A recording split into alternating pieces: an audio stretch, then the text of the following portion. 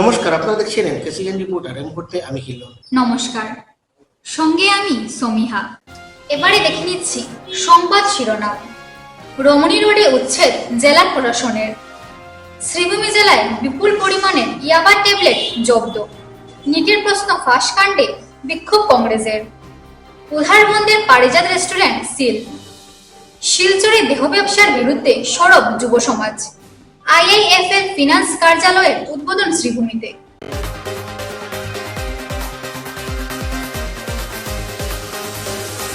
শ্রীভূমি শহরের রমণী রোডে বুধবার উচ্ছেদ অভিযান চালানো হয়। সুভাষ পালের বাড়িতে এদিন উচ্ছেদ অভিযান চালাতে গিয়ে পরিবারের লোকেরা এগিয়ে এসে অনুরোধ জানান সদর সার্কেল অফিসারের কাছে। সুভাষ পালের পুত্র বিভাগীয় আধিকারিককে জানান, মাত্র 3 দিনের সময়সীমা দিয়ে পুরসভা সবকিছু ভেঙে ফেলছে। জমি ক্রয় থেকে গড়ের বৈধ অনুমতিপত্র থাকার পরও পুরসভা সবকিছু অবৈধ বলে ঘোষণা করে এভাবে উচ্ছেদ চালাচ্ছে।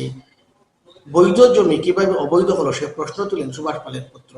तो कोई भी अगर डिमोलिशन या फिर इविक्शन करना है तो 15 डेज का प्रायर नोटिस देना चाहिए। प्रायर नोटिस में आपको जिस पार्टी पर इविक्शन करना है उससे आपको सुनना चाहिए।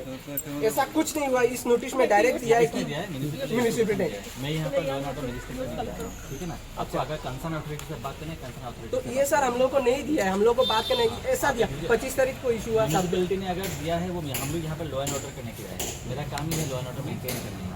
आप लोग जो सोच रहे हैं कि ये काम हमारा, हम दोनों आए हैं लॉ एंड ऑर्डर मेंटेन करने। यहाँ पर आपको अगर कंसर्न ऑफिस से बात चाहें तो म्युनिसिपैलिटी से बात करें। तो म्युनिसिपैलिटी ने सर यहाँ पे रिप्लाई भी नहीं दिया है। एंक्रोचमेंट कितना इतना भी नहीं दिया है। डायरेक्ट दे दिया 3 डेज के अंदर तोड़ दो, नहीं तो हम तोड़ेंगे, आपको कॉस्ट देना पड़ेगा। लोग वोट को डिनाई नहीं कर रहे, हम लोग यहाँ पे sir according to Supreme Court you have to ask for reply, but यहाँ पे उन्होंने कुछ और इसके बाद तो फाइनल ऑर्डर भी देना है कि हम लोग हाँ आप लोगों का जगह इलीगल है, हम लोग तोड़ेंगे। यहाँ पे कुछ डायरेक्ट लिख दिया 3 डेज। अभी बोल रहे हैं कि लाल दाग देखे इसका तो ऑथेंटिसिटी नहीं है। ये तो नोटिस का नहीं, 1 महीना पहले अगर सपोज मंडल है, ऐसा हवा में तो उठती नहीं गवर्नमेंट मंडल लोग भी थोड़ा बहुत नहीं। मेरा बात सुन लीजिए पहले। आपने मैडम बहुत बात करी, अब मेरा बात सुनिए। तो 28 आप लोग ने इतना कुछ होने मेरे साथ भी अगर बात किया, मेरे साथ भी आप मिलने के लिए वो किया। मेरा दरवाजा तो खुला है, ऐसा तो मैं बंद करके नहीं रखता हूँ कभी ऑफिस। आप बोल भी नहीं पाओगे वहाँ पर दरवाजा खुला। जो भी आया बात तो सर हमारे यहाँ पर डिमार्केशन ऐसा हुआ है वगैरह हुआ है। जो उस साइड में भी एक इशू आया था जहाँ पर हमने रिडिमार्केशन किया। रिडिमार्केशन मतलब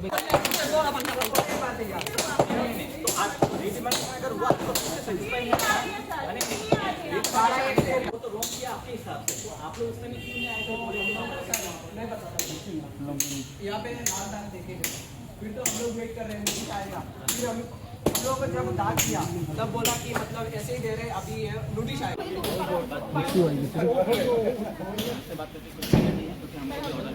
কি সমস্যা হয়েছে? সমস্যা আমরা লাল দাগ মারছে পাক্কা কদিন আগে ঠিক হলো নাই। 25 তারিখ নোটিশ ইস্যু হয়েছে।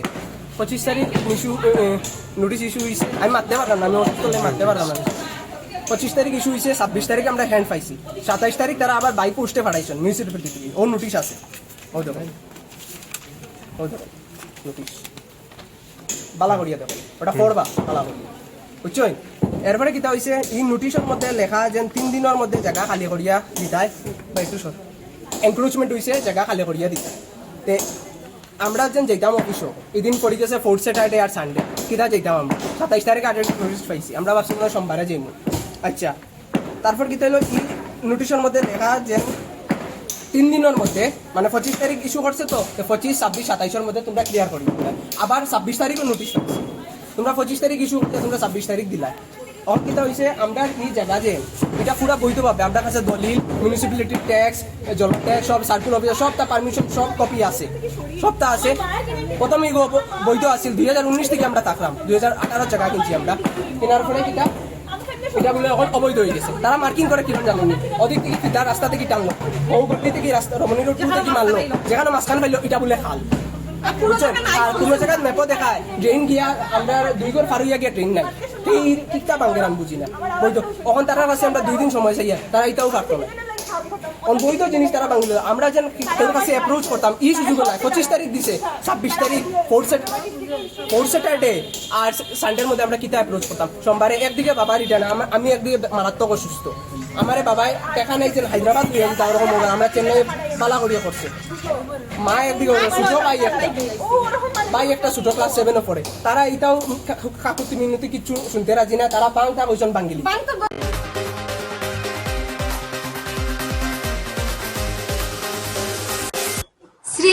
পুলিশের উদ্যোগে পাথারকান্দি থানাধীন নাগারিয়া এবং শরীফনগর এলাকায় অভিযান চালিয়ে 19,800 ইয়াবা ট্যাবলেট জব্দ করা হয়। ঘটনায় মোট 4 জনকে আটক করা হয়। বিস্তারিত জানান অতিরিক্ত পুলিশ সুপার ত্রিনয়ন ভুইয়া।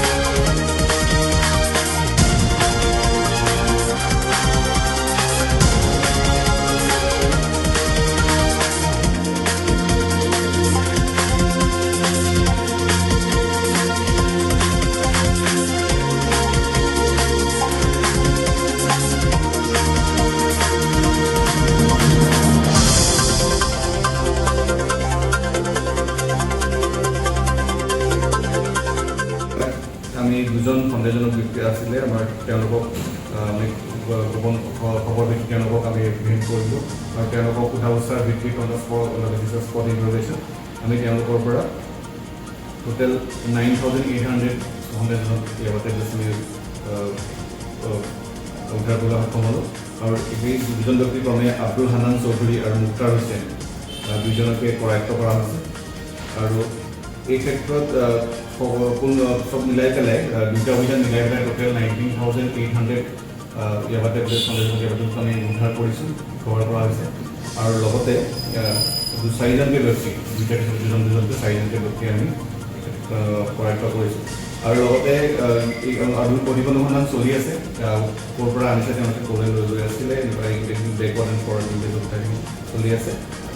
আৰু বজাৰ মূল্য হিচাপে ক'ব পাৰি যে গোটেই দুইটা অভিযানত যি উদ্ধাৰ হোৱা 90,800 ইয়াবা টেবলেট আছে, আৰু বজাৰ মূল্য প্ৰায় 40 লাখ টকাৰ ওচৰতে। পাথাৰকান্দিত 10,000 ইয়াবা টেবলেট 5টা বজাত পোৱা গৈছিলে। তাত জাকিৰ হুছেইন আৰু আফতাৰুদ্দিন যিজন সোণাতলা নিবাসী তেওঁলোকৰ পৰা উদ্ধাৰ কৰা হৈছিলে। এখন বাইকো জব্দ কৰা আছে তাত AS10H।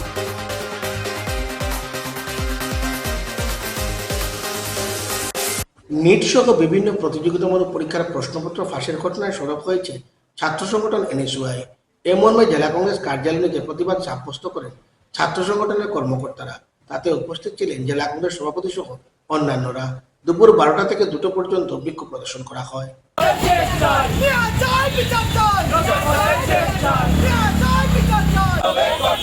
ব্যবস্থা করতে হবে, বিচার মানছি না, মানবো না, বিচার মানছি না, মানবো না, স্বচ্ছ পরীক্ষা ব্যবস্থা করতে হবে, ব্যবস্থা করতে হবে, দুর্নীতি মানছি না, মানবো না, দুর্নীতি মানছি না, মানবো না, সরকার জবাব চাই, জবাব দাও, দুর্নীতি কেন্দ্রীয় সরকার জবাব চাই, জবাব দাও, আন্দোলন চলছে, চলবে, কংগ্রেসের আন্দোলন চলছে, চলবে, কংগ্রেস জিন্দাবাদ, NSUI জিন্দাবাদ, NSUI জিন্দাবাদ। আজকে আমাদের সংগঠন NSUI তারা আজকে আমাদের এই ধর্ণা কার্যসূচি আরম্ভ হয়েছে। তো আপনারা জানেন 2014 সালে বিজেপি সরকার এবং মোদী নেতৃত্বাধীন সরকার গঠিত হয়। গঠন হওয়ার পর থেকেই সারা দেশে যেভাবে বিচ্ছিন্নতাবাদী মাথা ঘামাচ্ছে এবং একটার পর একটা আজকে পরীক্ষা দেখুন 24-এ হয়েছে এই ঘটনা, আবার 26-এ হলো। আজকে পেপার লিক, আজকে যে এই যে ভবিষ্যৎ, লক্ষ লক্ষ ছাত্রছাত্রীর ভবিষ্যৎ আজকে অন্ধকারে মিশে গেল। আজকে যে 14 জন আজকে ছাত্রছাত্রী মৃত্যু হলো, আজকে সেটার জবাব কে দেবে? আজকে সেটা নিয়ে কোনো প্রশ্ন নেই, কিছু বলতে পারছে না কেন্দ্রীয় সরকার। ওনারা কি জন্য ওনারা আত্মত্যাগ করেছে? আজকে এই পরীক্ষার জন্য আজকে লক্ষ লক্ষ ছাত্রছাত্রী, আজকে ওনাদের গার্জিয়ান সব সম্বল নষ্ট করে, সব সম্পত্তি নষ্ট করে এক একটি ছেলে মেয়েদের আজকে মেডিকেল উত্তীর্ণ হওয়ার জন্য পড়াশোনা করে থাকে। কিন্তু আজকে কি হলো, প্রত্যেকটি পরীক্ষার আগে দেখা যায় প্রশ্নপত্র ফাঁস হয়ে যায়। শুধু নিটে নয়, সবটি পরীক্ষা, জাতীয় স্তরের সবটি পরীক্ষায় এই অবস্থা হচ্ছে। কেন কেন্দ্রীয় সরকার সেটা খেয়াল রাখতে পারছে না? কোন জায়গায় সেটার মানে ইয়ে আছে? দুর্নীতি পরায়ণ কিছুটা অফিসাররা আছেন, দুর্নীতি পরায়ণ কিছুটা মন্ত্রীরা আছেন। আজকে যার জন্য কংগ্রেস থেকে বারবার আমাদের রাষ্ট্রীয় নেতা রাহুল গান্ধী সব বারবার আমরা আন্দোলন করছি, বারবার বলছি যে শিক্ষামন্ত্রী, কেন্দ্রীয় শিক্ষামন্ত্রী ধর্মেন্দ্র প্রধানকে পদত্যাগ করতে হবে। কিন্তু আজ পর্যন্ত কেন্দ্রীয় সরকার টনকটু লড়ছে না। কিন্তু কংগ্রেস যতদিন ধর্মেন্দ্র প্রধানের পদত্যাগ করছেন না, ততদিন কংগ্রেস সারা দেশে কংগ্রেস আন্দোলন চালিয়ে যাবে।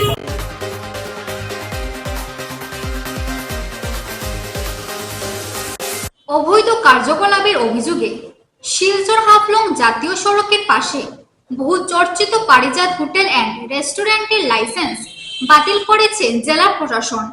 জেলা প্রশাসনের তদন্ত ও প্রতিবেদনে লাইসেন্স সংক্রান্ত গুরুতর অনিয়ম ধরা পড়ায় লাইসেন্স বাতিল করা হয়। এএসপি রজত কুমার পালের উপস্থিতিতে হোটেল সিল করে দেওয়া হয়। অবৈধ কার্যকলাপের সঙ্গে জড়িতদের বিরুদ্ধে কঠোর পদক্ষেপ নেওয়া হবে বলে জানান এএসপি।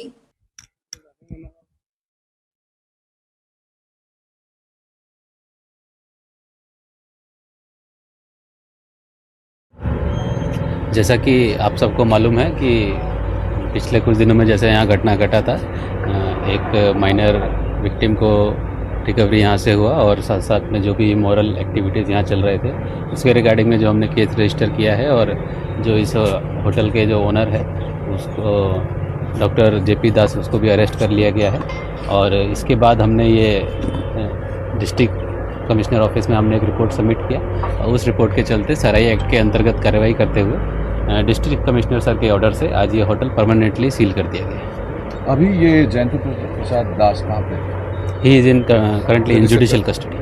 मेन कारण है सबसे पहले, जैसा आपको मालूम है, वो इमोरल एक्टिविटीज़ जो यहाँ चल रहे थे प्लस जो माइनर रिलेटेड जो इंसिडेंट हुआ था वो भी एक मेन कारण है। और इनकी बाकी जो कमियाँ सराई एक्ट के अंतर्गत जो लाइसेंस में जो कमियां पाई गई वो भी इस बार देखे गए अच्छे से और इसी वजह से इनका लाइसेंस परमानेंटली कैंसिल कर दिया गया है और ये प्रीमाइसेस को परमानेंटली सील करने के लिए बोल दिया गया। ये एक बहुत बड़ी कार्रवाई है प्रचार पुलिस की और आगे अभी जितने भी रेड्स होंगे वैसी ही कार्रवाई की जाएगी, ऐसा मान सकते हैं लोग? हमारी पूरी कोशिश रहेगी, जैसा भी जो भी इलीगल एक्टिविटीज़ हो रही हैं या चल रही हैं और जो हमारी नज़र में आएंगी उनके खिलाफ हम स्ट्रिक्ट से एक्शन लेंगे एज पर लॉ।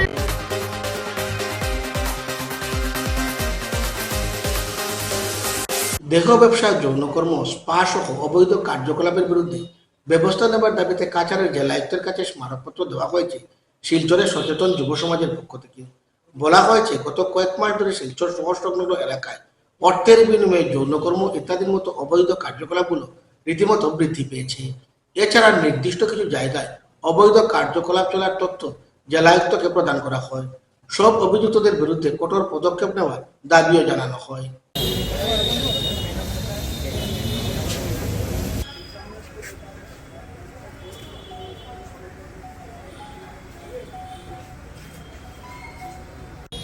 আমরা আইছি শিলচরের বিভিন্ন এলাকার থেকে, শহর বা শহরের আশেপাশে সব বিভিন্ন এলাকার থেকে।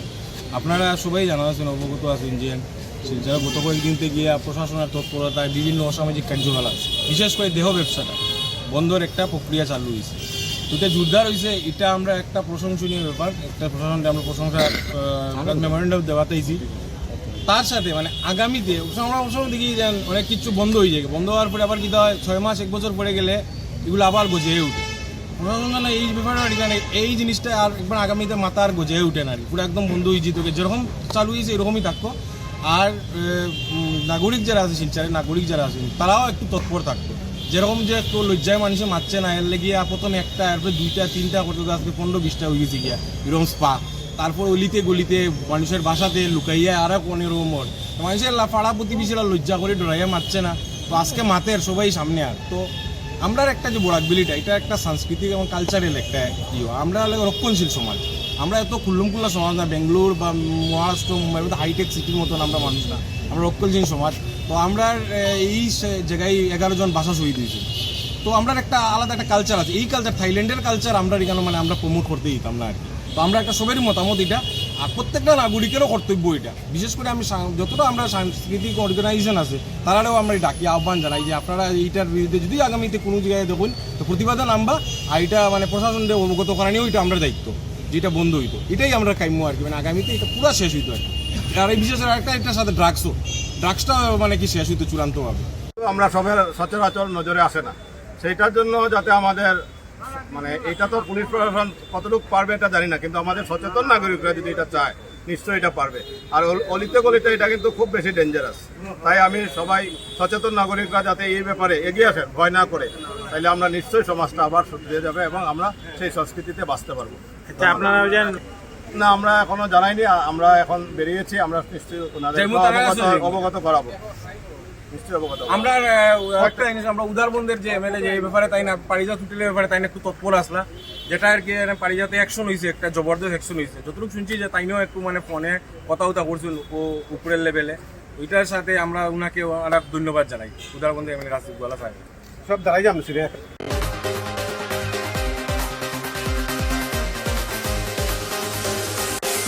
শহরের বঙ্কদত্ত রোডে আইএএফএল ফিনান্স কার্যালয়ের উদ্বোধন হয়েছে পুরপতি রবীন্দ্রচন্দ্র দেবের হাত ধরে। ফিতা কেটে কার্যালয়ের উদ্বোধন করা হয়েছে। কর্তৃপক্ষ বলেছেন সহজ পদ্ধতিতে এখানে ঋণ পাওয়া যাবে। এ সংক্রান্ত আয়োজিত অনুষ্ঠানে আইএএফএল কর্তৃপক্ষ উপস্থিত ছিলেন।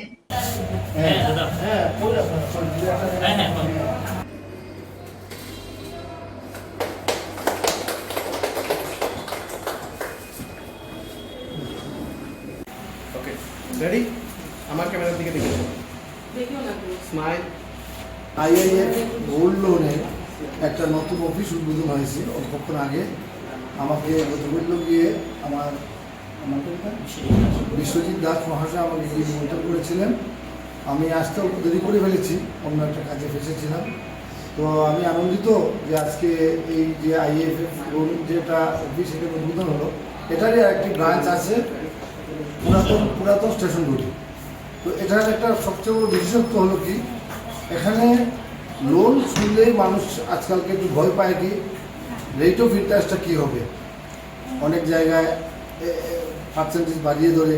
তো এখানে এসে শুনতে পেলাম ওদের থেকেই যে ওনারা নাকি 1 টাকা বা 1 টাকার থেকে নিচেও লোন দেবে। এতে বাড়তি সুবিধা কী হলো, যারা আমাদের সমাজের মধ্যে যারা গরিব মানুষরা আছেন তারা এসে অল্প সুনাপনা দিয়ে এখান থেকে লোন নিলে ওদের রেট অফ ইন্টারেস্টটা কম পড়বে, এটা একটা সুবিধা পাবে।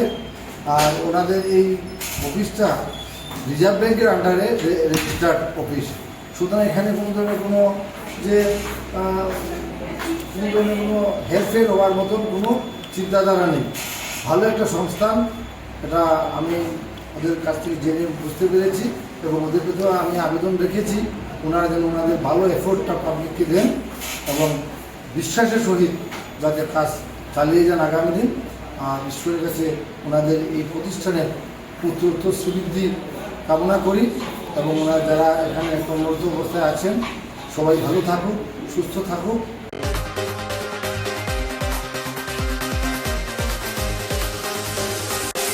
MKCN রিপোর্ট আর আজ পর্যন্তই। আগামী আপনাদের সঙ্গে আবারও দেখা হবে একই সময় একই চ্যানেলে। নমস্কার।